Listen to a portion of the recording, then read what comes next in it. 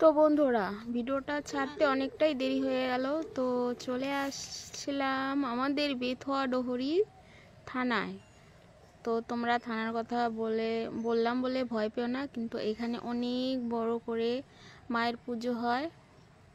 আর গেটটা দেখো কত সুন্দর করে সাজিয়েছে, আর অনেক লম্বা গেটটা।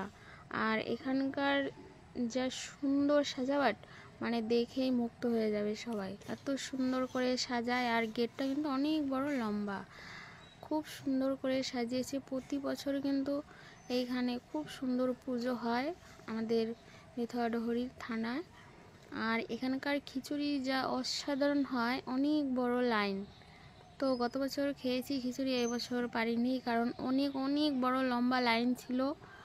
মানে অত বড় লাইনে দাঁড়ানো অসম্ভব ছিল। তো দেখো আস্তে আস্তে চলে যাচ্ছি মায়ের কাছে। তো মন্দিরের সামনে চলে এসেছি।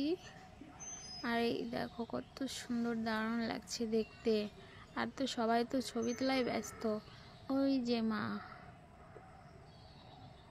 তো বন্ধুরা সবাই দেখো, আর এই সাইডে দেখো কত সুন্দর ডিজাইন। তো কেমন লাগলো ভিডিওটা অবশ্যই কমেন্ট করে জানিও।